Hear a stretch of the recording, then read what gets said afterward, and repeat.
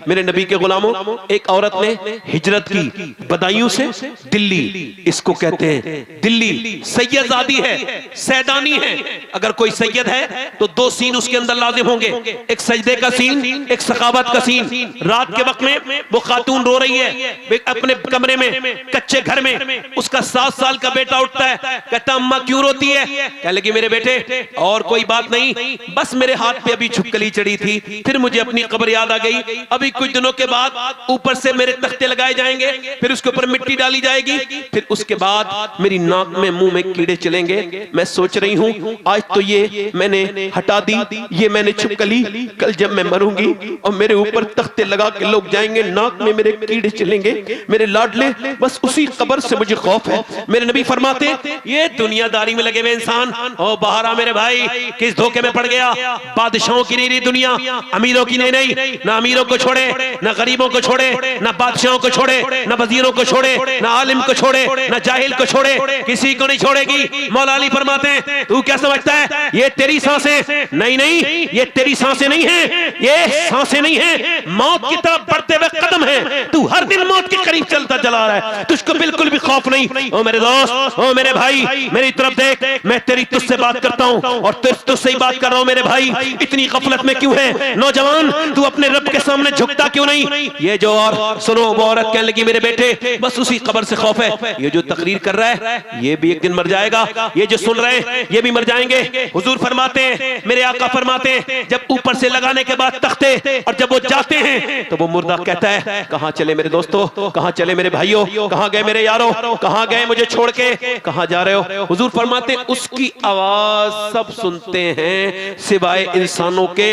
अल्लाह अगर चाहे, फरमाते हैं अगर इंसान सुन ले तो वो उसकी मौत पे नहीं अपनी जिंदगियों पर रोएंगे। यानी जरा सोचो तो, आपकी मेरी लाश कब्र के नीचे है। मेरे नबी फरमाते हैं मेरे नजदीक सबसे खतरनाक जगह कब्र है, कब्र। ओ मेरे भाइयों, मेरे दोस्तों, कौन सा दिन आएगा और कितनी मौतें उठेंगी? आला फरमाते हैं हाय गाफिल, वो क्या जगह है जहां 5 जाते हैं 4 फिरते हैं। इधर आपने 5वें आदमी को कब्र में रखा है, 4 रख के बाहर को आ गए। आला फरमाते ओ कब्र में इंसान को रखने वालों, क्या तुमको ये खबर नहीं है तुम हमेशा नहीं निकलते रहोगे? एक दिन तुम इसी कब्र में चले जाओगे। किस बात के झगड़े लगा रखे हैं? कैसी तुम्हें दुनिया की लालचें हो गई हैं? तुम्हें डर नहीं लगता? हजरत मूसा अलैहिस्सलाम के जमाने में झगड़ा हो गया जमीन पर, ये मेरी जमीन है, वो कह रहा है मेरी जमीन है। अब कहा मूसा ही इसका फैसला करेंगे। अलैहिस्सलाम कह लगे मूसा फैसला कर दीजिए जमीन किसकी है। दोनों के पास दलीलें हैं। मूसा अलैहिस्सलाम बोले इन दोनों से नहीं पूछूंगा, जमीन से ही जाके पूछ लूंगा। कहा ए जमीन तू किसकी है? ये दोनों दावेदार हैं। जमीन कहने लगी मूसा ये मैं इन दोनों में से किसी की नहीं हूं। का फिर कहा ये दोनों मेरे हैं, इन दोनों के जैसे न जाने कितनों को मैं चट कर गई, हजम कर गई, इनको भी कर जाऊंगी। अल्लाह अकबर। वो औरत बोली मेरे लाडले मुझे उस कब्र से खौफ है, उसी का डर है। बेटा छोटा सा बोला अम्मा तू तो बड़ी है, मैं छोटा हूं, मैं मर गया तो मेरा क्या होगा? तो माँ ने कहा सजदा कर, अल्लाह बचाएगा कब्र से। जैसी माँ सजदे में गई, बेटा सजदे में गया। माँ बोली मेरे मालिक मेरा यतीम बच्चा है, कबूल कर। अल्लाह का फजल हुआ, अल्लाह ने बच्चे को ऐसा करम किया कि बच्चा जवान हो गया, नमाज तहज्जुद की पढ़ते पढ़ते बाका विसाल हो गया। अब 750 साल गुजर गए। जाके देखो दिल्ली की सरजमीन पे बादशाह आते रहे, उनकी हुकूमतें खत्म होती रही, उनकी औरतों की कब्रों के निशान नहीं मिलेंगे, मुगलों की शहजादियों की कब्रों के निशान मिट गए। मगर जो रात को रोती थी उसका मजार 3 बीघा जमीन में बना हुआ है। उसका नाम सैयदा जुलेखा अल-मारूफ माई साहिबा है। करीम में उसके बेटे का भी मजार है। और सुनो इसके मजार पे हर हफ्ते बुध के दिन मेला लगता है। करीम में उसके बेटे का मजार है। बादशाहों की कब्रें मिट गई मगर उसके बेटे के मजार पे रोज मेला लगता है। उसके बेटे का नाम निजामुद्दीन महबूब इलाही। सुभान अल्लाह, सुभान अल्लाह, वाह वाह वाह वाह, क्या गुफ्तगू है हज़रत, सुभान अल्लाह, वाह वाह वाह। मेरे भाइयों, मेरे दोस्तों, एक औरत मदीने में दुआ कर रही है, जरा तवज्जो करना, ऐसे करके देखो। आप लोगों का दिल लग रहा है? मंत्री साहब दिल लग रहा है आपका? माशाअल्लाह, अल्लाह ताला आपका मुकम्मल दिल लगाए। नहीं ये अच्छे लोग हैं, वरना लोग आते हैं चले जाते हैं सूरत दिखा के। ये बैठे हैं, इनका इसका मतलब इनके अंदर खैर है, भलाई है।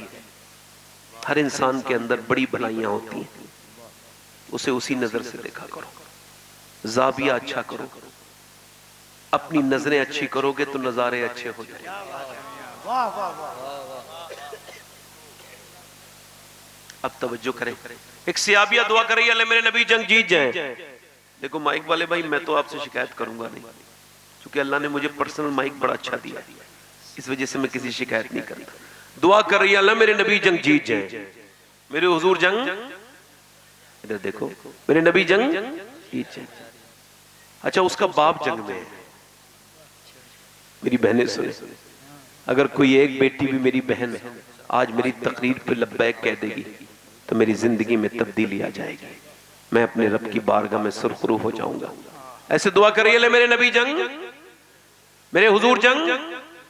किसी ने पीछे से आके कहा, तेरा बाप भी तो जंग में था। हाँ हुजूर तो जंग जीत गए, मगर तेरा बाप शहीद हो गया। इधर देखो, बाप का गम आम गम नहीं है, समझ आ रही? मैंने 25 साल पहले अपने बाप की मौत की खबर सुनी थी, 25 साल हो गए, आज भी दर्द वैसा का वैसा ही है। जब भी उनकी यादों की हवा चलती है, दिल फिर उन जख्मों को हरा कर देता है।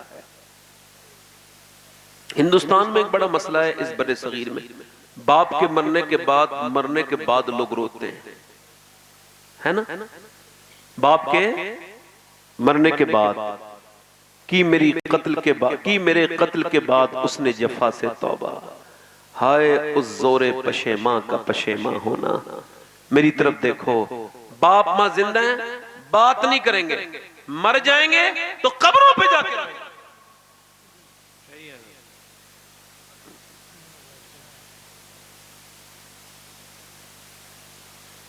बाप का गम बड़ा गम है। मां वो अजीम हस्ती है जिसने दुआओं से वली बनाए।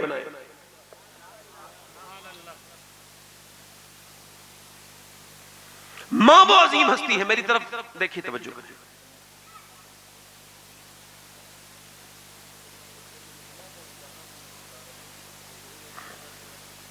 आपका दिल लग रहा है मेरी तरफ देख रहे हैं?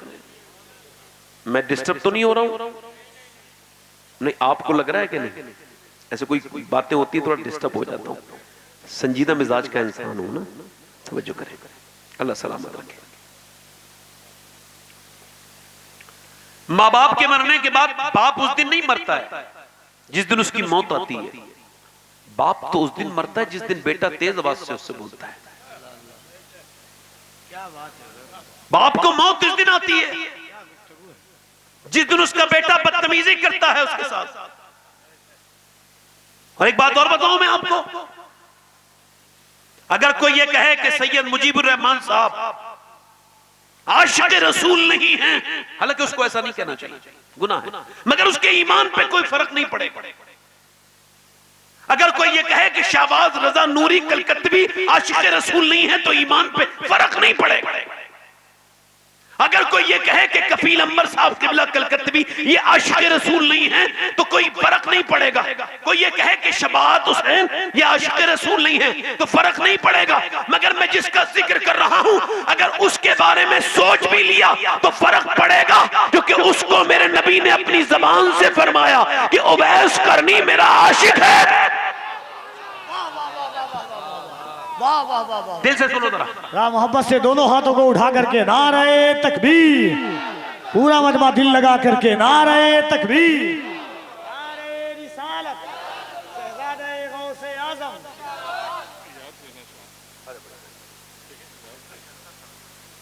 सामईन हजरात, ये प्रोग्राम आप सुन्नी जंक्शन की जानिब से समाअत कर रहे हैं। इधर देखें,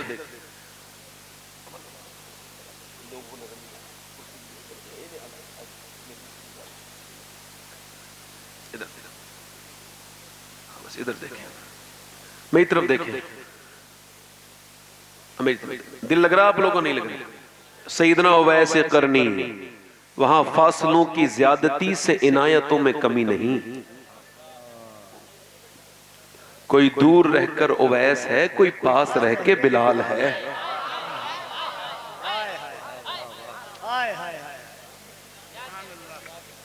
ए भाई बैठ जाओ, ए भैया, ए भैया, ए आप बैठ जाओ, या तो बैठ जाओ या ऐसे उठो कि फिर कभी ना बैठो। नहीं मतलब मजाक नहीं है, आप बैठ जाओ आराम से, बैठ जाओ बेटा। तो सुन लो मुझे बात, कहो तो खत्म कर दूं मैं। मैंने कोई फालतू बात तो नहीं की इतनी देर में, तो आप सुनो मेरी बात। मेरे बात आपने गुलाम नूर मुजस्सम साहब को सुनना है, जो कि हिंदुस्तान के बड़े मशहूर शायर भी हैं, मौलाना भी हैं, कारी भी हैं, है ना? ये भी बताना जरूरी हो गया आजकल। अब मैं आपसे अर्ज कर रहा था, क्या नाम है उनका, हजरत उवैस। उन्होंने कभी अपनी हुजूर का दीदार जाहिरी तौर से कभी किया? क्यों? मां उनकी पैरालिसिस है, फालिज में है, मां उनकी फालिज में है। सैयदना उवैस करनी। अच्छा, जब कोई मदीने से आता है तो हम पूछते हैं मदीने वाले की सड़कें कैसी हैं, मदीने की गलियां कैसी हैं, हुजूर का रोजा कैसा है, सरकार का दलान कैसा है। और वो सियाबी ये नहीं, वो उवैस करनी ये नहीं पूछते थे, बल्कि वो ये कहते थे, ये बताओ मदीने वाले की आंखें कैसी हैं, हुजूर का चेहरा कैसा है।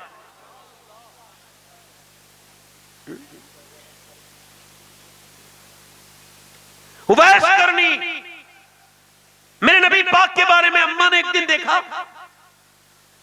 बेटे बैठ जाओ आप सब लोग, जरा थोड़ा सा बड़ी मसला है आपके साथ, बैठ जाओ। ए भाई आप बैठ जाओ, बैठ जाओ, बैठ जाओ, बैठ जाओ। हाँ, जाने दो, आप दुरूद पाक पढ़ लीजिए। 5 मिनट और बोलूं या खत्म कर दूं? आपका दिल लग रहा है, बोलो। किन लोगों का हाथ दिल लग रहा है? दोनों हाथ उठा के बोलो लब्बैक या रसूल अल्लाह। बड़ी मरी नहीं, शेर नहीं, कोई बात नहीं, मैं तो अपनी बात कर ही रहा हूं। उवैस करनी, वहां फासलों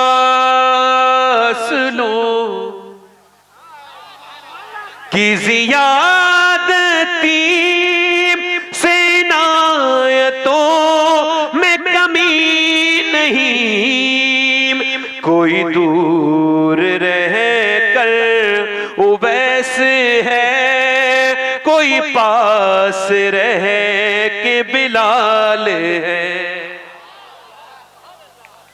सैयदना उवैस करनी। अम्मा देखती है कि जब भी कोई मदीने से आता है, मक्के से आता है, मेरा बेटा गमगीन हो जाता है, परेशान हो जाता है और पूछता है हुजूर के बारे में। तो मां ने एक दिन पूछा, क्या मेरे बेटे बहुत मोहब्बत करता है अपने नबी से? तो कोई जवाब नहीं दिया। वासिफ अली वासिफ फरमाते हैं कि मोहब्बत खामोश कर देती है, आदमी को बोलने नहीं देती। फिर मां ने जब अगला सवाल किया तो फूट फूट के रोने लगे, कहने लगे मेरे बेटे क्या हुजूर को देखना चाहता है? कहने लगे हाँ मेरी माँ, मगर तू बीमार है, तो मेरी माँ ये बता मैं कैसे जाऊं? मेरे नबी ने फरमाया कि माँ बाप जिसके हैं वो उनकी खिदमत करे, मेरे साथ जिहाद पे न जाए, ये उसके माँ बाप की खिदमत करना उसके लिए काफी है। मेरे नबी के गुलामों सुनो, माँ ने कहा मेरे लाडले जा देख के आ जा उवैस करनी से, मगर सैयदना उवैस करनी कह रहे नहीं। माँ ने कहा मेरे बेटे चला जा। जब माँ ने कई मरतबा कहा और मैं तुझे 3 पहर का टाइम देती हूँ, तो हजरत उवैस करनी वहां से निकल गए और मदीने की तरफ चल रहे हैं और यही कह के जा रहे चला हूं एक मुजरिम की तरह मैं जानिबे तैबा। मदीने का सफर है और मैं नमदीदा, किसी के हाथ ने बढ़कर सहारा दे दिया, वरना कहां मैं और कहां वो रास्ते, पेचीदा। मेरे नबी के उवैस करनी मदीने पहुंच गए। अच्छा, हुजूर के रोजे पर पहुंच गए, हुजूर के घर पहुंच गए, सरकार के दरवाजे पे पहुंच गए। हजरत अली बिन उस्मान हजवेरी दाता लाहौरी कहते हैं हजरत उवैस करनी ने जाकर के अर्ज की, क्या नबी करीम तशरीफ रखते हैं? क्या मेरे मुस्तफा जाने रहमत तशरीफ रखते हैं? आवाज आई नहीं हुजूर तो नहीं है। आप कौन हैं? कहा मैं एक मुसाफिर हूं, एक चरवाहा हूं, हुजूर का दीदार करने आया हूं। मेरी मां ने मुझे कुछ कम वक्त का टाइम दिया है, क्या हुजूर तशरीफ रखते हैं? अंदर से आवाज आई रात को ठहर जाओ, सुबह को मुस्तफा आए, सुबह को को मेरे नबी आए तो नबी पाक से मिल करके चले जाना। अब बाहर किसी के सिसकियों ने अदम तोड़ा, किसी की आहें सर्द होने लगी। कहा क्यों रोते हो? बाहर से आवाज आई, इस वजह से कि मेरी माँ ने मुझे जो वक्त दिया था, अगर रुकूंगा तो माँ मेरी परेशान हो जाएगी। माँ से वादा करके आया हूं, मुझे वापस जाना है। हुजूर आए तो मेरा सलाम कह देना और कह देना चरवाहा आया था, हुजूर आपको सलाम कह के गया था। मेरे हुजूर, मेरे सरकार, मेरे आका, मेरे नबी, मेरे हुजूर को सलाम कह देना। उवैस करनी मदीना छोड़ के जा रहे हैं। अच्छा आप मुझे बताओ, जब कोई 8-9 दिन रह करके मदीना छोड़ के जाता है तब उसका हाल ये होता है कि उसको इस मुल्क में आके अपने मुल्क में सुकून नहीं होता। तो मुझे बताओ जरा, मैं आप सबसे पूछना चाहता हूं, वो उवैस के दिल पे क्या गुजरी होगी? उठकर तो आ गए हैं तेरी बज़्म से, मगर कुछ दिल ही जानता है कि किस दिल से आए हैं। आला हजरत फरमाते, फिर के गली गली तबाह, ठोकरें सबकी खाए क्यों, दिल को जो अक्ल दे खुदा, तेरी गली से जाए क्यों। सैयदना उवैस करनी रज़ी अल्लाह तआला अन्हु वापस आए। हुजूर सुबह को तशरीफ लेकर के आए, बेखबर हो गुलामों से वो आका क्या है,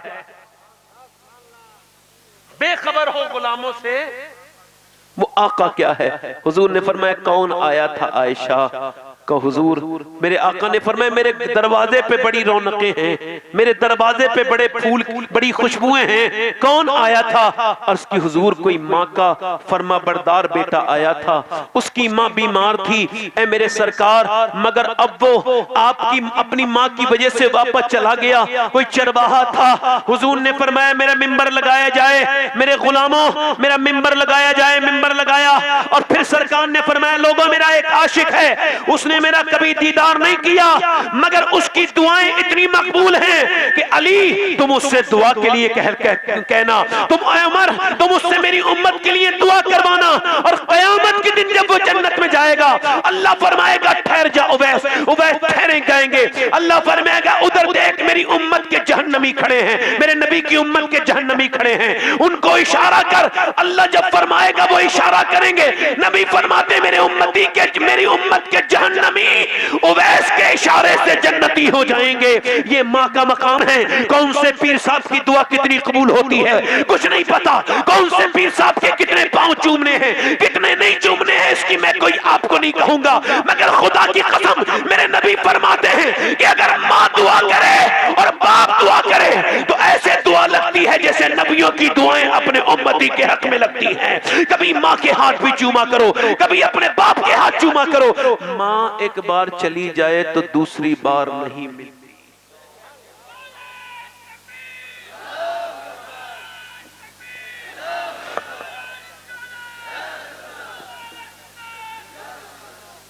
वो घर घर नहीं है जिस घर में माँ बाप। ओ मैं आखिरी बात बयान कर रहा हूं और खत्म कर रहा हूं। दिल लग रहा आप लोग को? नहीं लग रहा? दूर से बोलो सुभान अल्लाह।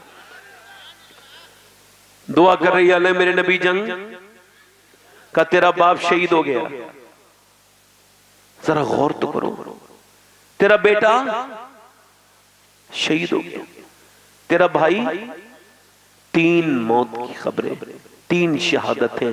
दिल फट ना गया होगा, मगर निकली पर्दा करके घर से निकली, औरतें कहने लगी किधर जाएगी, बाप को देखेगी, भाई को देखेगी या बेटे को देखेगी? नहीं नहीं, न बाप की तरफ गई न भाई की तरफ गई, वो उधर गई जिधर हुजूर थे, नीचे जाके खड़ी हो गई। सरकार ने फरमाया, मेरे आका करीम ने फरमाया, उसको देख के अल्लाह तुझे सब्र दे, तेरा बाप तेरा भाई तेरा बेटा शहीद हो गया। हुजूर की तरफ देख के अर्ज करती है, या रसूल अल्लाह आप सलामत हैं तो मेरा सब कुछ सलामत है। या रसूल अल्लाह आप सलामत हैं तो मेरा सब कुछ सलामत है। फिर बाप के जनाजे पे गई, पर्दा सलामत था। भाई के जनाजे पे गई, पर्दा सलामत था। रोई जरूर, आंखों से आंसू आए, मगर किसी ने कहा बाप भाई सब शहीद हुए, फिर भी पर्दा वैसा का वैसा। कह लगी बाप को मौत आई है, शहादत हुई है। अभी मेरा पर्दा तो जिंदा है ना, मेरा इस्लाम जिंदा है, मगर इस तरह की लड़कियां अब कहां मिलेंगी। मगर अल्लाह का शुक्र है कि फिलिस्तीन की बच्चियों के बारे में मैं सैयद हूं, फिर भी ये वसीयत करके मर जाऊंगा। अगर कोई फिलिस्तीन की लड़की का जूता ला दे, उस लड़कियों का कि जिन्होंने ये बयान दिया है कि जब हम रात को सोते हैं तो मेरे सीने पे वो जूता रख देना, कि जब रात को सोते हैं तो हम इस वजह से रात को सोते हैं तो अपना बुर्का ओढ़ के सोते हैं, पर्दा करके सोते हैं। का क्यों? का इस वजह से कि जब रात को बम गिरते हैं तो सुबह को मलबे में से लाशें निकलती हैं, हम ये सोच करके पर्दा करके सोते हैं कि अगर हमारे घरों पे बम गिरे और सुबह को जब हमारी लाशें निकले तो पर्दे में होनी चाहिए, बेपर्दा नहीं होनी चाहिए। कि जब कयामत के दिन हुजूर की बेटी से मुलाकात हो तो अर्ज कर दे, हमारे घर तो मलबे बन गए थे, हमारे बच्चों की लाशें तो बम्बों से उड़ गई थी, मगर ए नबी ज़ादी हमने पर्दा नहीं छोड़ा, हम पर्दे में आए हैं, हम पर्दे में आए हैं। काश मैं अपनी उन बेटियों को बताता जिनको सर पे दुपट्टा रखने में शर्म महसूस होती है, मैं काश अपनी उन बहनों को बता पाता, मेरी बेटियों को बता पाता, काश मैं उनको बताता कि उनके लिए मशाले राह वो अमेरिका की टीनो नहीं है, उनके लिए मशाले राह मदीना की फातिमा ज़हरा है, उनके लिए मशाले राह वो बंबई की औरतें नहीं है जो नाचती हैं, उनके लिए मशाले राह कराची के सीरियलों में काम करने वाली लड़कियां नहीं हैं, उनके लिए मशाले राह करबला की ज़ैनब कुबरा है। काश मैं अपनी बहनों को बता सकता था। सुनो, मेरी तरफ गौर करो मेरे भाइयों, काश मैं उनको बता सकता था कि हुजूर की बेटी को कयामत के दिन क्या जवाब देंगी। जाके अल्लाह के रसूल की बेटी दुनिया से जा रही, ध्यान से सुनना, 6 महीने तक हुजूर की बेटी रही हयात से और 27 साल की उम्र में दुनिया को पर्दा किया, मगर 6 महीने हुजूर के बाद मुस्कुराई नहीं मुस्कुराई।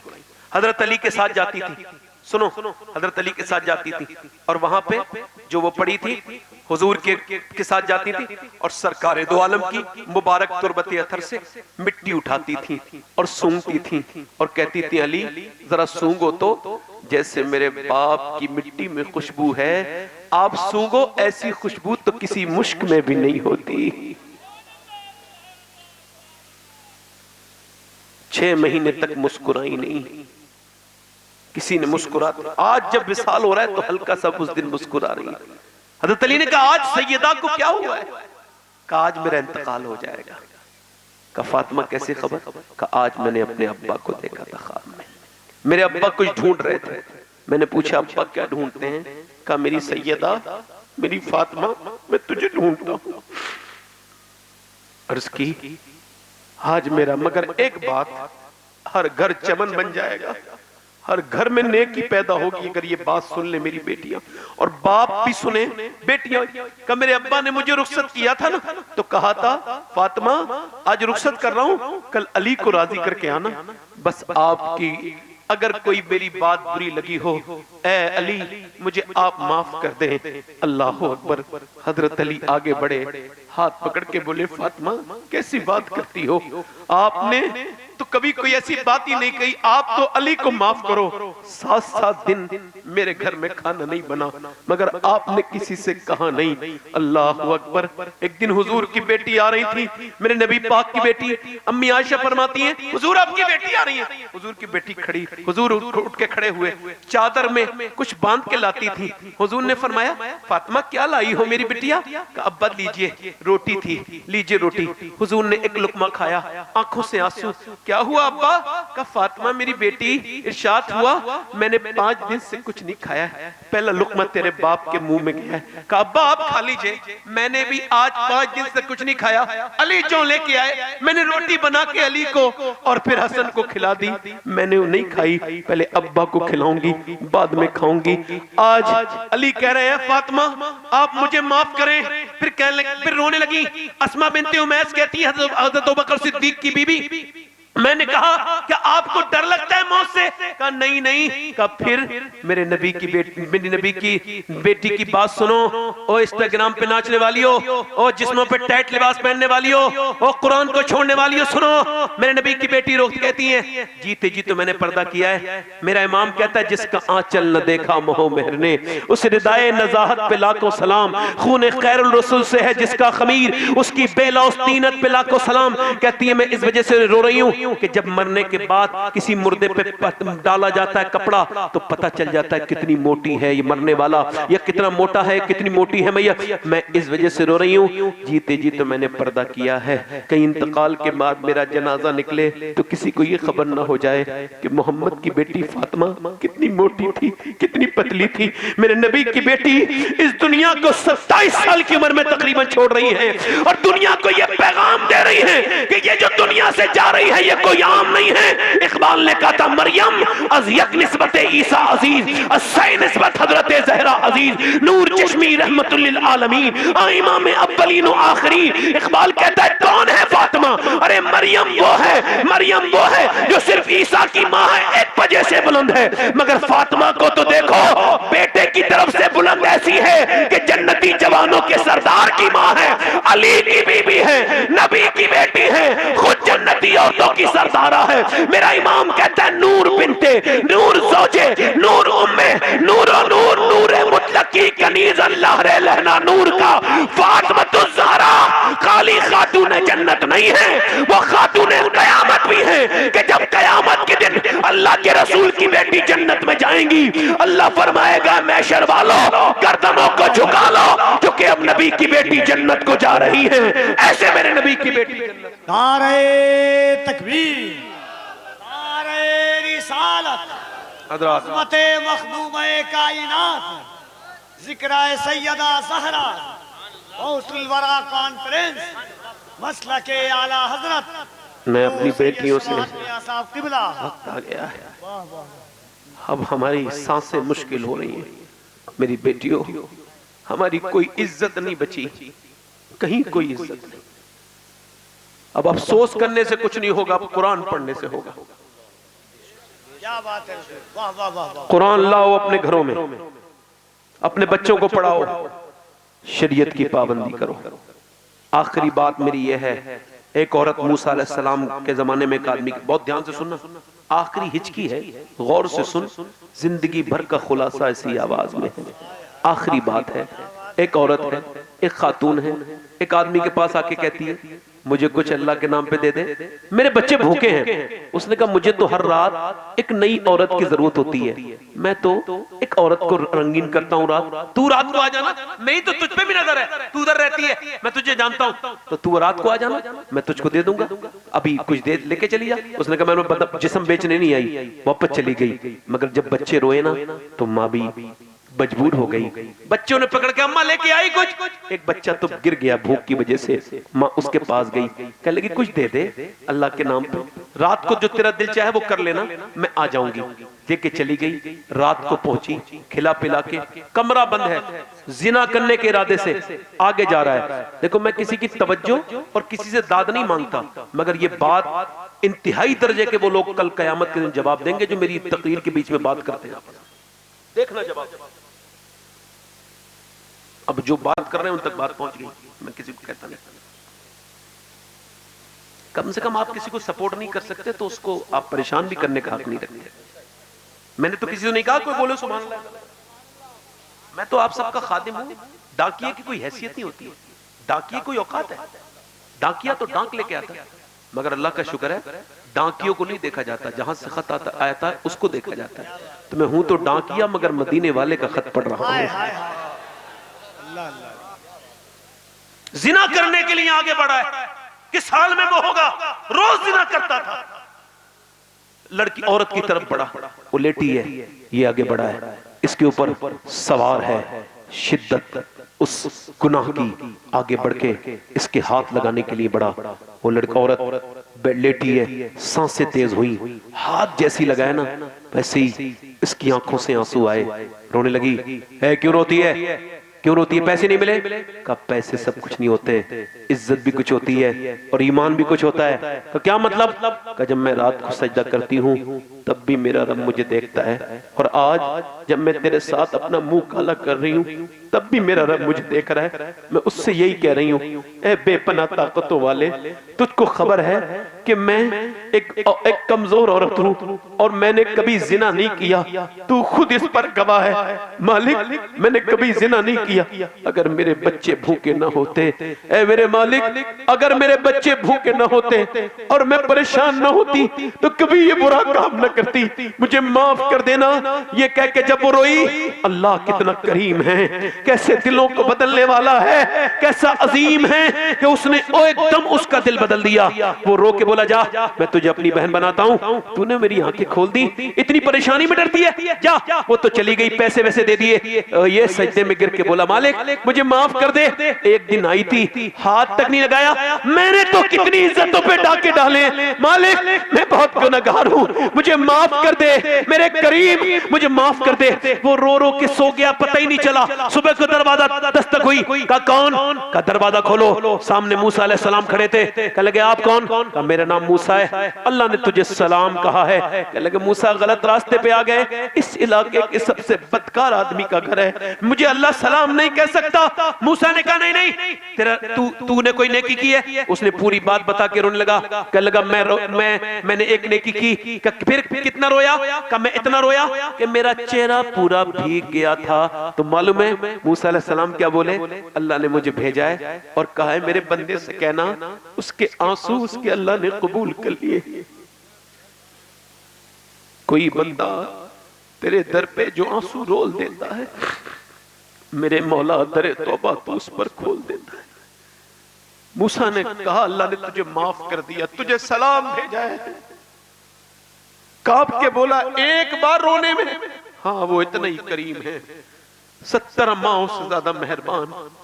पलट के जिसके करीब जाना है, जिसके सब हाथ से, कल मैंने अपने बाप की कब्र पे मिट्टी डाली थी, अब मेरे बच्चे बड़े हो रहे हैं, मेरी कब्र पे मिट्टी डालेंगे। कीजिए, जब कोई आपसे पूछे क्या हाल है, तो बस ऐसे ही जैसे आपने मुझसे कहा है ना, वैसे ही कह दीजिए अल्लाह का शुक्र।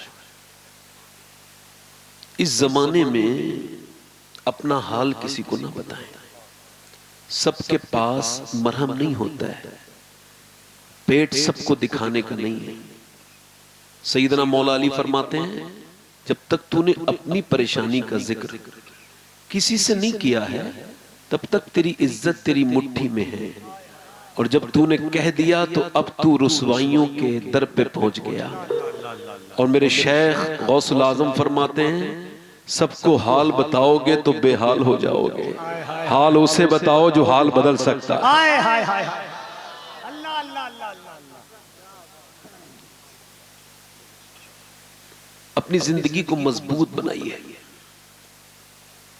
रोइए मत, शुक्र अदा कीजिए।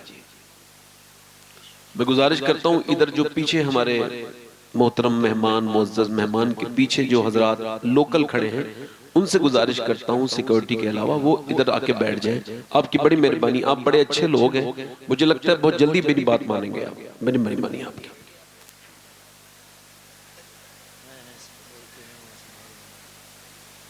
माशाअल्लाह, मुझे तो लगता है कि ये जो हमारे सिक्योरिटी के जो हजरात हैं, इनके लिए भी कुर्सियां डालने, ये भी कब तक खड़े रहेंगे? हमारा तो काम है भाई आपकी खिदमत करने का। बैठिए आराम से, हमारे मेहमान हैं, बैठिए आराम। हमारे क़िबला सैयद साहब तशरीफ रखते हैं, हमारे उलमा तशरीफ रखते हैं। जिन लोगों को ऐसा लगता हो कि उनको मरना है, वो मेरी पूरी तकरीर सुन के जाएं।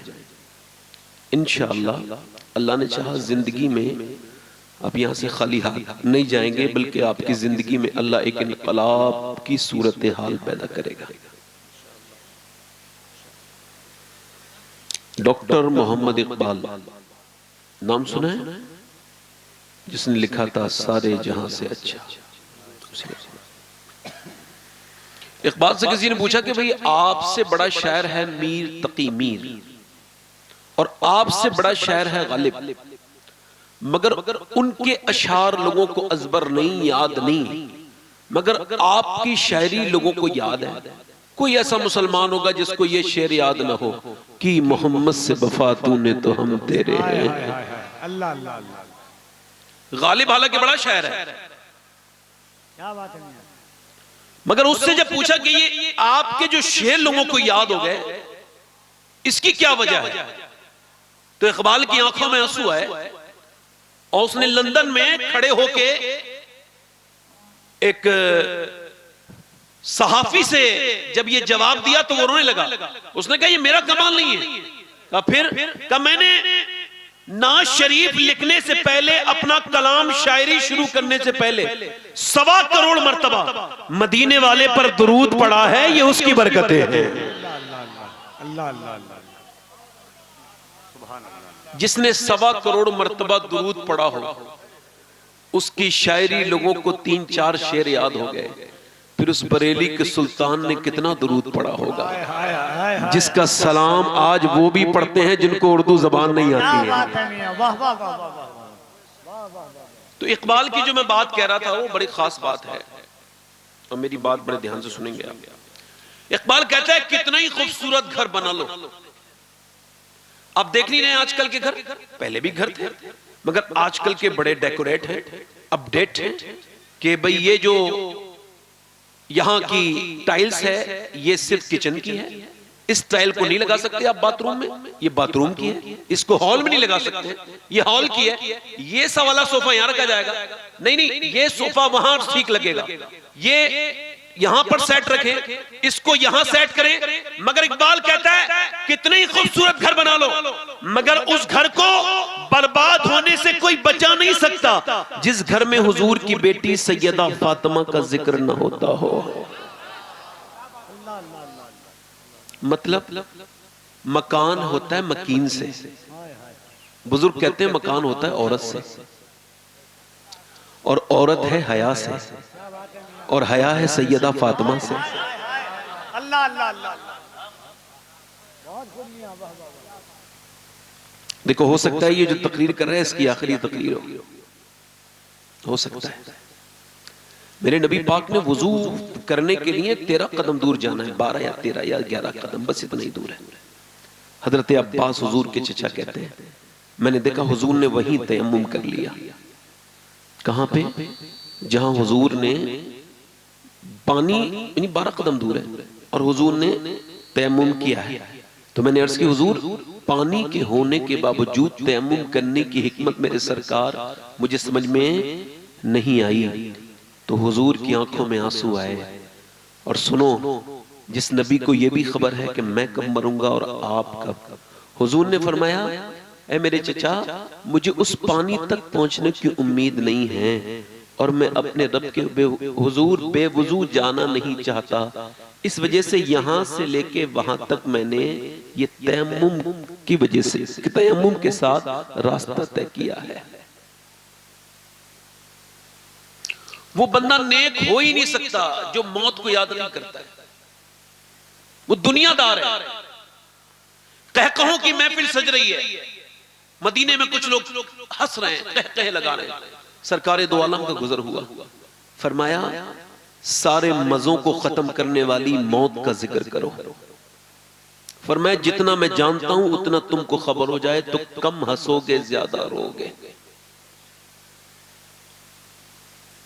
इकबाल कहता है वो घर बर्बाद होकर रहेगा जिस घर में हुजूर की बेटी का जिक्र बिकर। इसी वजह से पहले के लोग बड़े समझदार थे, रिश्ता करते थे तो दीन देखते थे। उनको खबर थी कि दीनदार होगी, शरीफ लड़की होगी, नेक लड़की होगी तो हमारी नस्ल सेपरेट हो जाएगी, सेफ हो जाएगी। अब ऐसा नहीं है, अब तो लोग मालदार देखते हैं, अमीरों की लड़कियां बिगड़ी हुई बेहयाई के साथ लिबास पहनने वाली बेपर्दा औरतें, बेगैरत लड़कियां, उनके रिश्ते हो रहे हैं। मगर शरीफों की लड़कियां, शरीफ गरीबों की लड़कियां, नेक पर्दे वालियां बैठी हैं, उनके रिश्ते नहीं आ रहे हैं। हाजी जी, जब कोई हज करने वाला आदमी अपने लड़के के लिए रिश्ता ढूंढता है जहेज वाला, तो मुझको उसके हज पे शक लगता है, ये हज करके नहीं आया है, ये कोई लालची इंसान है, गया था तब भी लालची है, आया है तब भी इसका लालच खत्म नहीं हुआ, यानी इसका हज नहीं हुआ, ये यूं ही टक्करें मार के आया है। और आज के जमाने में वो शख्स अगर इस महफिल में कोई हो तो मैं सैयद हूं, मगर फिर भी उसका हाथ चूमने के लिए तैयार हूं। उस नौजवान का जो ये ऐलान कर दे कि मैं शादी करूंगा बिना जहेज के करूंगा, जब बाप उससे कहे क्यों, तो वो कहते मुझे आला हजरत का ये शेर समझ में आ गया है, कौन देता है देने को मुंह चाहिए।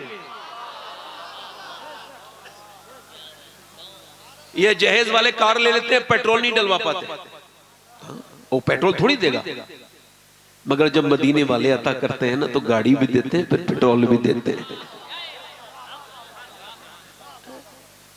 पहले लड़की देखते थे वही शरीफ हो जाए, नेक लड़की हो, नानी तक चेक करते थे लोग। कफील अंबर साहब, शाबाश भाई, नानी तक चेक करते थे, नानी की शराफत उसकी बेटी में आएगी, बेटी की आदतें उसकी बेटी में आएंगी, यानी नानी शरीफ है तो रिश्ता करो। एक बिगड़ी हुई औरत पूरे कुटुंब को, पूरे खानदान को बिगाड़ सकती है, इसका ख्याल नहीं रहा। हमारा तो काम है अजान पढ़ना, ये हमारा काम नमाजी घर घर से लाना नहीं है, हमारा बात है बात बता देना। तो सुनो मेरे दोस्तों, मेरे भाइयों, लड़कियों को देखो तो नानी तक देखो। इस्लाम भी कहता है नानी देखो, इस्लाम कहता है अगर नानी देखनी है तो मक्के की खदीजतुल कुबरा को देखो, और अगर बेटी देखनी है तो मदीने की फातिमा ज़हरा को देखो, फिर नवासी देखनी है तो करबला की ज़ैनब कुबरा को देखो। नारे तकबीर, नारे रिसालत, गौसुल वरा कॉन्फ्रेंस, जलसे दस्तारबंदी। कहां गई वो माएँ जो कुरान पढ़ती थी, कहां गई वो बेटियां। हम लोग किस मामले में, हमारी बेटियां जब होटलों में मुसलमान बुर्के वाली लड़कियों के ऊपर जब छापे पड़े तो वो निकले। मुसलमान लड़कियां जब बुर्के में होटलों में दरियाफ्त हों तो कौम को बड़ा सोचना चाहिए, शर्म की वजह से नीचे सर झुका लेना चाहिए। जब तेजी के साथ मुसलमान औरतें, मुसलमान बच्चियां, याद रखना वो औरत कभी नेक खातून, नेक लड़की माशरे को दे नहीं सकती जो खुद नेक ना हो। एक औरत ने जमाने बदले हैं, एक खातून ने दुनिया बदली है, तारीख इस पर शाहिद है। कभी तारीख पढ़ के देखना, मंगोल को मुगल बनाने वाली औरतें हैं।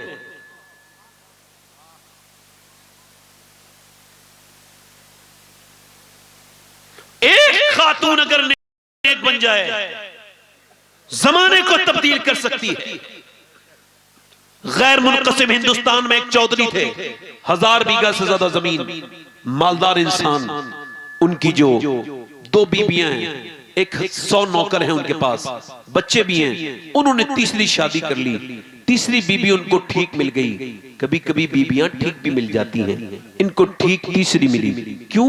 क्योंकि वो नमाजी थी, कुरान पढ़ती थी। बोलो पीछे वाले, कुरान पढ़ती थी, नमाजी थी, नमाज की पाबंद थी। अब उसने आकर के कोई ताने तो नहीं दिए, मगर यहाँ कोई नमाज पढ़ता ही नहीं है। उधर उसका भाई भी नमाजी था, बाप भी नमाजी था, माँ भी नमाजी थी, बहनें भी नमाजी थी, यहाँ पूरा घर पे नमाजी है। चौधरी कभी नमाज नहीं पढ़ता, ना कोई बच्चा नमाज पढ़ता, ना उसकी बीबी नमाज पढ़ती। अब उसने सोचा इनको नमाजी कैसे बनाया जाए, कैसे। अब उसने कोई ऐसा तो नहीं, मैं बताऊं आपको, नसीहत करना आसान है, नसीहत करना और कब और कहां करनी है बहुत मुश्किल है। नसीहत कैसे करनी है मैं आपको बताऊं, कभी कभी 10 साल लगते हैं बात को कहने में, मौका देखा जाता है। वसीम बरेलवी ने कहा था, कौन सी बात किस वक्त कहां कब कही जाती है, ये सलीका हो तो हर बात सुनी जाती है। उसने देखा कि इनको नमाजी के लिए मैं बनाऊं कैसे, नमाजी तवज्जो है, नमाजी कैसे बनाऊं, मेरी तरफ तवज्जो करो, नमाजी कैसे बनाना है। उसने सोचा और देखा कि ये जो चौधरी है उसको दूध लेकर के जाता है नौकर। उसने कहा तुम थोड़ा सा इको कम करें इसका। उसे दूध लेकर के जाता है नौकर। वो बोली तुम लेके नहीं जाओगे, मैं लेके जाऊंगी। नौकर की कितनी हैसियत होती है। अच्छा दूध लेके गई, अखलाक देखें। बोली लीजिए चौधरी साहब दूध पीजिए। बादाम शदाम डाल के अच्छे से औटा के लेके गई थी, बेहतरीन बना के। उसने कहा मेरे तो 2 बीबी हैं, वो कभी दूध नहीं लेके आई, मेरे नौकर मुझे दूध देते हैं। कहने लगी मेरा ज्यादा हक है, मेरा हक आप क्यों छीनते हैं, मैं आपकी खिदमत ज्यादा करूंगी। अब तवज्जो करें। उसने कहा ठीक है दूध तो पी लिया। कहा मैं जरा अपने आपके पांव भी दबाना चाहती हूँ। कहा क्यों? कहा घर में अम्मी के दबाती थी, अपने अब्बा के दबाती थी, अब आप मेरे सरताज हैं, आपकी खिदमत मेरे ऊपर लाजिम है, फर्ज है, आप जरा पांव। अच्छा वो पांव के पॉइंट भी जानती थी, कुछ लोग पांव दबाएं तो और दर्द कर देते हैं, उसको जान पता था। उसने जैसे ही दबाना शुरू किया इनको रिलैक्स फील हुआ, बड़ा अच्छा इत्मीनान लगा। और जैसे ही इनको नींद आने लगी चौधरी साहब को, वैसे ही वो बोली चौधरी साहब मैं तो जा रही हूं और आपको भी नींद आ रही है, अगर आपको बुरा ना लगे तो फजर की नमाज के लिए उठा दूं। अब एक तो चौधरी, दूसरा मर्द, तीसरा मालदार, 3 अलामत उसके अंदर घमंड की, तकब्बुर की। मर्द तो घमंडी होते ही हैं। इसका एग्जांपल दूं, 100 किलोमीटर सफर करके आएगा और घर में आके कहेगा जरा पानी लाना, ले 4 आदमी को परेशान करने की क्या जरूरत थी, खुद ही उठता जाके। मगर जहां चलती है वहां चलाता जरूर है आदमी। हजरत उमर आधी दुनिया का बादशाह, आधी दुनिया का बादशाह, मगर क्या किया देखे, जैसी चिराग जला बुझा वैसी जला दिया। किसी ने कहा हुजूर नौकर बैठा था उससे, फरमाया मैं जब चिराग नहीं जलाया था तब भी मैं उम्र था, चिराग जलाने के बाद भी मैं उम्र हूं। नुक्ताबरों ने हमको सुझाया, नुक्ताबरों ने हमको सुझाया, खास बनो और आम रहो, महफिल महफिल सोहबत रखो, दुनिया में बदनाम रहो। और अपने बड़े मीठे लबो लहजे में बात की, चौधरी साहब सुबह फजर में उठा दूं। उसने बहुत जोर से डांटा, जा मुझे समझाएगी, भाग यहां से, बदतमीज, मुझे नमाज बात करती है। उसने ऐसी भगा दिया, मगर अल्लाह वाली का दिल नहीं टूटा, आंखों से कुछ आंसू तो जरूर निकले, मगर उसने हिम्मत नहीं हारी, बड़ी शरीफ थी, रास्ता नहीं बदला। अल्लाह वाले रास्ता नहीं बदलते हैं जब तक वो रब से उसको मनवा न ले। आप देखें उसने दूसरे दिन फिर आई, कहने लगी चौधरी साहब लीजिए दूध पीजिएगा, फिर तू नमाज के लिए कहेगी। मगर उसको कल का दूध भी याद था कि पहले से बेहतर था, और कल की दवाई भी, टांगों का मजा भी उसको था। अब उसने कहा चौधरी फिर तुम नमाज के लिए कहोगी? कहा चौधरी साहब वो बात आगे मैं देखूंगी, फिलहाल मेरा आप मेरा हक तो न छीने। उसने दूध पिलाया, फिर पांव दबाने लगी, और दबाते दबाते चौधरी को फिर कल की तरह जैसी नींद आई, कह लगी चौधरी साहब मैं जा रही हूं, गुस्सा न करना, बुरा न मानना, अगर कहो तो फजर में उठा दूं। एकदम उसने आनन फानन में ऐसी लात मारी, ऊपर बैठी थी नीचे गिरी, और पत्थर में उसका मुंह लगा, खून मुंह से कतरे के जरिए नीचे को गिरा। और जैसे खून नीचे गिरा, न जाने एक लफ्ज नहीं बोला, एक लफ्ज भी नहीं बोला। न जाने वो कितनी नेक मां ने उसको पाला था, उसका बाप कितना शरीफ होगा जिसने ऐसी बेटी की तरबियत की, एक लफ्ज नहीं बोली, अपना बर्तन उठा के चली गई, मगर अपना रास्ता नहीं बदला। कई हफ्तों के बाद चौधरी ने कहा गाली देता हूं, मारता हूं, फिर भी आती है, क्या लालच है तुझे, बता क्या बात है। उसने आंखों में आंसू लाके कहा चौधरी और कोई लालच नहीं है, मेरे नबी फरमाते हैं बेनमाजी जब मरेगा उसको इतनी प्यास लगेगी अगर 7 समंदर का पानी भी पी ले उसकी प्यास बुझ नहीं सकती। और बेनमाजी कयामत के दिन फिरौन और नमरूद के साथ खड़ा होगा। अब चौधरी मुझे और तो कोई लालच नहीं है, मैं भी चौधरी की बेटी हूं, मेरे बाप के पास भी तुझसे कम जमीन नहीं, मगर बात यह है कि अगर तू बेनमाजी रहेगा तो मेरे बच्चे बेनमाजी होंगे, मुझे और कोई लालच नहीं, बस इस वजह से आती हूं मेरी आने वाली नस्लें दीनदार हो, मुझे और कोई तुझसे लालच नहीं। वो कहता है कि उसने नजर नजर में ही ऐसे भले सुखन कहे, मैंने तो उसके पांव में सारा कलाम रख दिया। वो आगे बढ़ के बोला सुबह तुम ना उठाना, मैं सुबह को तुमको उठाऊंगा। सर्दियों की रातें थी, सुबह तहज्जुद में, सुबह तहज्जुद के वक्त में उसने उसको उठाया, अल्लाह अकबर बोला चलो नमाज पढ़ो। का अभी तो तहज्जुद का वक्त है, अभी फजर का नहीं। का चलो वही नमाज पढ़ लेते हैं। पहले चौधरी ने वुजू करना शुरू किया और जब चौधरान ने ठंडे पानी से वुजू किया, आदमी जैसे सजदे में गया, औरत की आंखों में आंसू आ गए। सजदे में जाके बिलक के रोई, मालिक तू बेहतरीन कदरदान है, तुझको पता है मैं कितनी पिटी हूँ, कितनी मैंने चोटें खाई हैं, कितनी गालियां खाई हैं, तब ये यहाँ तक आया है, यहाँ तक लाना मेरा काम था, इसका दिल बदल देना मेरे मालिक तेरा काम है। मैं तेरी कमजोर तरीन तेरी बंदी हूँ, मालिक तू बेपना ताकतों वाला है, मेरे आदमी का दिल बदल दे। मेरे आदमी का अल्लाह का फजल ऐसा हुआ कि चौधरी ने फिर कभी तहज्जुद की नमाज नहीं छोड़ी, फिर वो पांचों वक्त का नमाजी बन गया, बल्कि नवाफिल भी अदा करता था। उसने एक मस्जिद बनवाई, उसके 100 नौकर नमाजी बन गए, उसकी बीबियां, उसके बच्चे, यहाँ तक के इलाके में नमाज की लहर दौड़ गई। और इन दोनों के दरमियान जब बच्चा पैदा हुआ तो अपने वक्त का कुतुबुल अक़ताब बन के पैदा हुआ। उसका नाम सुल्तान मोहम्मद बाहू था, जिसने कहा था तस्बीह फिरी पर दिल नहीं फिरिया, की लेना तस्बीह पढ़ के हूँ, इल्म पढ़ा पर अदब न सिखिया, की लेना इल्म नू पढ़ के हूँ। यानी माँ बाप अगर नेक बने तो बच्चे अल्लाह के वली बन के पैदा होते हैं। माँ बाप अगर नमाज पढ़े तो बच्चे नमाजी होते हैं। अगर माँ 7 दिन की भूखी प्यासी अपने बच्चे को कुरान सुनाए तो उसका बेटा 3 दिन की भूख और प्यास के बाद वो नेज़े पे चढ़ के कुरान पढ़ता है और कहता है माँ अगर फातिमा होती है तो बेटा हुसैन। नारे तकबीर, नारे रिसालत। क्या बात है मियां, वाह वाह। कहाँ गए मेरे दोस्त, कहाँ गए वो जिन्हें ये समझते हो तुम्हारी आंखें नौजवानों, बिगड़ गए। मोबाइलों ने बर्बाद कर दिया हमारी बेटियों को, बहनों को। ओछे के हाथ में खिलौना आ गया, क्या दर्द बयान करें। आप सब समझदार हो, किसकी बेटी किस वक्त रील बना के अपने बाप की इज्जत बर्बाद कर दे, कुछ नहीं पता। किसकी बेटी जिसके पुरखों ने उसकी इज्जत जमाने से बनाई, एक बेटी एक बेटा बर्बाद किए जा रहा है। मेरी बेटी, मेरी बहन, ये तूने अपने जिस्म पे दिखा करके ये इंस्टाग्राम पे अपने फॉलोइंग बढ़ाए, फेसबुक पे बढ़ाए, यहाँ बढ़ाए, मगर मेरी बेटी ये फॉलोवर नहीं है, ये निगाहों के गंदे हैं, ये नफ्सियाती मरीज हैं जो तेरे जिस्म को देख के तुझे लाइक करते। मेरी बहन ये इज्जत नहीं है, ये इज्जत नहीं है। इज्जत कहां है बताऊं?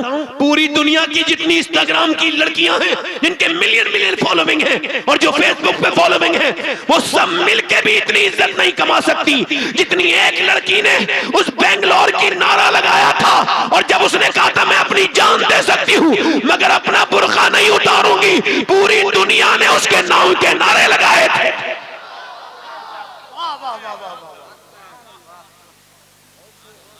नौजवान लड़कों, जिस हाल में मरोगे उसी हाल में उठाए जाओगे। ये आंखें तुम्हारी नहीं है, तुमने क्या समझा ये तुम्हारी आंखें? नहीं नहीं मेरे भाई, ये अल्लाह की अमानत है। ये मेरा हाथ अल्लाह की अमानत है, ये मेरे पाँव अल्लाह की अमानत है। अब तुम किधर जाते हो, किधर देखते हो, ये सब वो देख रहा है। वो रात को मोबाइल में गंदी वीडियो देखने वाले को भी देख रहा है, वो गाफिल नहीं है। वो रात को मोबाइल में कुरान पढ़ने वाले को भी देख रहा है। वो रात में गंदी तस्वीरों के साथ अपनी वीडियो कॉल करने वाली लड़की को भी देख रहा है, और वो रात में कुरान पढ़ने वाली को भी देख रहा है, वो उसको भी देख रहा है। वो किसी से गाफिल नहीं, सबको देख रहा है। मेरे दोस्त ये बता अगर तू मर गया इसी हाल में, मेरे नौजवान इसी गंदी आंखों के साथ मरा और कब्र में गया और नबी को तूने देखना चाहा, बोल कैसे पहचानेगा हुजूर को? उन आंखों से पहचान पाएगा जिन आंखों से तू गंदी तस्वीरें देखता था। इधर देख मेरे भाई, मेरी तरफ गौर कर। तुझको आज ये लगता हो वो जो गीत तुमने सुना नहीं, मेरी उम्र भर का रियाज था, मेरे दर्द की थी वो दास्तां जिसे तुम हंसी में उड़ा गए। ये लड़के नौजवान गाड़ी चढ़ रही है, कहां पे गाड़ी चल, राजस्थान में 4 लड़के नाच रहे हैं 120 की रफ्तार पर।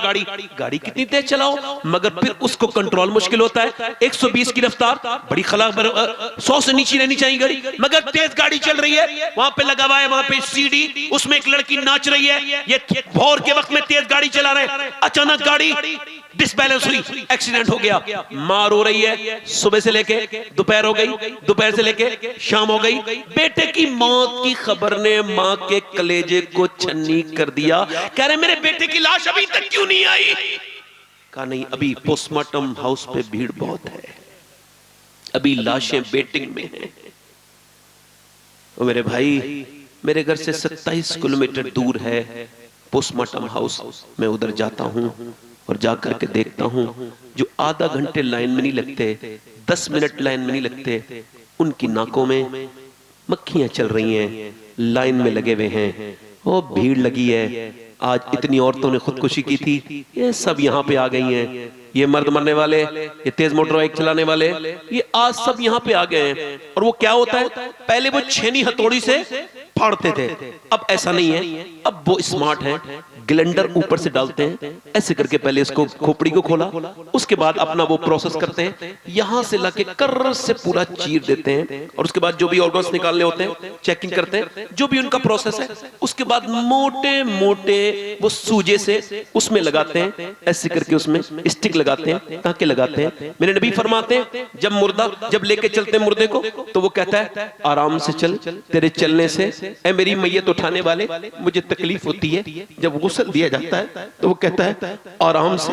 मैंने 2 लड़कों को गुस्ल दिलाया था, उसकी मां तो पागल हो गई।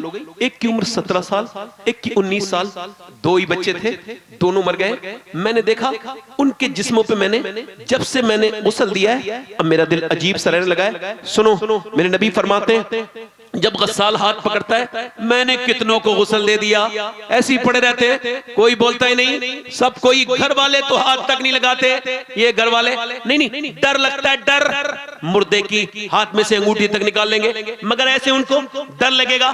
मेरे भाइयों, मेरे नबी फरमाते हैं, मेरे आका, मेरे मुस्तफा फरमाते हैं, मेरे हुजूर फरमाते हैं, मेरे आका, कि जब उसका हाथ पकड़ता है गस्साल, तो वो कहता है नरमी कर मेरे गुस्ल में। ये बताओ, जब हाथ पकड़ने से नरमी, अल्लाह ना करे, अल्लाह ना करे, बरहना पड़ी है लाशें और चीरी जा रही हैं, अल्लाह ना करे, अगर कोई पोस्टमार्टम में कितने तकलीफ होती होगी, कितना दर्द होता होगा।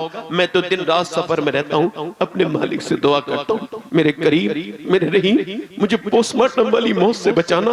कहां गए वो लोग? मैं आपसे पूछ रहा हूं, आपसे ही बात कर रहा हूं, आप सबसे पूछना चाहता हूं। हजरत सैयदना अबू हुरैरा इंतकाल करने वाले, आंखों में आंसू हैं, रो रहे, कभी रंग पीला, कभी जर्द, कभी सुर्ख, कभी जर्द, कभी सुर्ख, कभी जर्द, कभी सुर्ख। किसी ने कितने बड़े सहाबी क्या मौत से डरे? कहा नहीं, मौत से नहीं डरा हूं। का फिर मेरे नबी फरमाते हैं, मरते वक्त खबर हो जाती है बंदा जहन्नमी है या जन्नती है। मैं अपने रब से कह रहा हूं, मालिक जब मैं मरूं तो मुझे जन्नत अता करना, जहन्नम से बचा लेना। मेरे भाई, गौसे आजम फरमाते हैं, नफ्स की हर बीमारी का इलाज मौत का जिक्र है। मेरे दोस्तों, जरा गौर करो, हाथ उठा के बताओ कितने लोग हुजूर के नाम पे जान दे दोगे? दोनों हाथ उठा के बताओ, दोनों हाथ, एक दूसरे की तरफ ना देखना, मुस्कुराना नहीं। जान कौन कौन दे सकता है हुजूर के नाम पे? नीचे हाथ कर लो। जो जान दे सकता है, कुछ भी कर सकता है, कुछ भी कर सकता है ना। तो आप में से कितने लोग ऐसे हैं जो हुजूर के नाम पे आज से, एक दूसरे की तरफ ना देखना, मुस्कुराना नहीं। कितने नौजवान ऐसे हैं और कितने लोग ऐसे हैं जो आज से हुजूर के नाम पे जान भी दे देंगे और आज से पूरी दाढ़ी भी रखा लेंगे। इस महफिल में जरा खड़े हो जाएं, खड़े हो जाएं। नौजवान जो आज से दाढ़ी रखाएं, यहां आ जाएं बाहर। सिर्फ दाढ़ी रखाने वाले मदरसे के बच्चा कोई ना आए। आपके तो दाढ़ी है, ए भाई आप तो बैठो, आप आ जाओ, माशा, आप बैठ जाओ, तुम्हारे रो रहे हो, बैठ जाओ, आ जाओ, आ गए, आ जाओ, आ जाओ, 1 मिनट के लिए ये हार जरा नूर भाई इनके गले में डाल देना बच्चों के। आ जाओ, इधर आ जाओ, दाढ़ी रखने वाले आप आओ, आप दाढ़ी रखाओगे बेटा? इधर आओ, दाढ़ी रखाओगे, इधर आओ। 100 शहीदों का सवाब है, निकल जाओ। जो दाढ़ी रखाए खड़ा हो जाए। अच्छी लड़की से शादी करनी है ना, तो आज के जमाने में इससे बेहतरीन तरीका कोई नहीं है, दाढ़ी रखा लो शादी से पहले। उसकी वजह यह है, कोई भी खराब लड़की से बच जाओगे। कोई भी बिगड़ी हुई लड़की दाढ़ी वाला पसंद नहीं करती, दाढ़ी वाला वही पसंद करती है जिसे मदीने वाला पसंद हो। और कोई आशिक़ रसूल है इस महफिल रसूल में खड़े होके कहे, अब तक जिया था सभी के लिए, आज से जीऊंगा नबी के लिए, क्योंकि ताज शरिया कह के गए जिंदगी ये नहीं है सभी के लिए, जिंदगी है नबी की, नबी के लिए। है कोई आगे पीछे से जो आए खड़े होके नारा लगाता हुआ आए नौजवान और कहे आज से यहीं खड़े रहना, ऐसे ही जब मैं बिठा लूं तब बैठना, ऐसे खड़े रहो, ऐसे खड़े रहो। ए भाई आप दाढ़ी रखाओगे तो यहां आ जाओ, अभी आपसे वादा तो लेना है। और कोई आशिक रसूल है? ए बेटा तुम छोटे हो, आप बैठो, आप आ जाओ, आ जाओ, आ जाओ। जिनकी दाढ़ी आ चुकी हो वो आ जाए, आ जाओ, आ जाओ, आ जाओ, आ जाओ। कितने इधर आओ भाई, इधर आओ, इधर आओ, आगे आगे खड़े हो, आगे आओ जरा। हजरत इसके सर पे हाथ रख, हजरत हाथ रखवाओ, सर पे हाथ रख, इनकी हौसला बढ़ाइए। हाथ चूमिए, हाथ चूम के तौबा करो। ऐसे खड़े जाना नहीं। और कोई दाढ़ी रखने वाला तो हो तो आ जाओ। ए बेटा बैठ जाओ, ए छोटे हो अभी, बैठ जाओ, अब बैठो, बैठो मेरे साथ, ऊपर हाथ करो। और कोई है पीछे से? आओ मेरा दोस्त, आखिरी बार कह रहा हूं, मदीने जा रहा हूं मैं, जनवरी में सलाम कहूंगा सबके लिए, हुजूर की बारगाह में जाके सलाम कहूंगा सबका कि हुजूर आपके गुलामों ने आपके नाम पे सुन्नत रसूल का वादा किया। आओ निकल के आओ जल्दी से। है कोई और आशिक रसूल? हाथ ऊपर करो मेरे साथ को, इंशाअल्लाह, दोनों हाथ ऊपर करो, इंशाअल्लाह। आज के बाद उलमा के सामने वादा करते हैं, न दाढ़ी कटेगी न मुड़ेगी इंशाअल्लाह। पूरी दाढ़ी रखाएंगे इंशाअल्लाह, पूरी रखाएंगे इंशाअल्लाह, वादा कर रहे हैं। आज से अभी से बैठ जाओ, जाओ जाओ अपनी अपनी जगह बैठो, यहीं बैठ जाओ, यहीं बैठ जाओ, यहीं बैठो, बैठो यहीं बैठ जाओ, यहीं जहाँ खड़े हो यहीं बैठ जाओ। बहुत अच्छी जगह है, यहीं बैठ जाओ, सबसे करीब यहीं बैठ जाओ। अभी नूर भाई नाथ पढ़ेंगे। हुजूर की आंखों की ठंडक है नमाज। मेरे दोस्तों दोनों हाथ उठा के बोलो, नमाज कौन कौन पढ़ेगा? वादा करो, दोनों हाथ उठा के इंशाअल्लाह। अपनी बहन बेटी को पर्दे के लिए कहेंगे इंशाअल्लाह। मसल के आला आदत पे सख्ती से कायम रहेंगे इंशाअल्लाह। ये मदरसा है, मदरसे के साथ रहो, क्योंकि मदरसा ही दीन को आगे बढ़ाता है।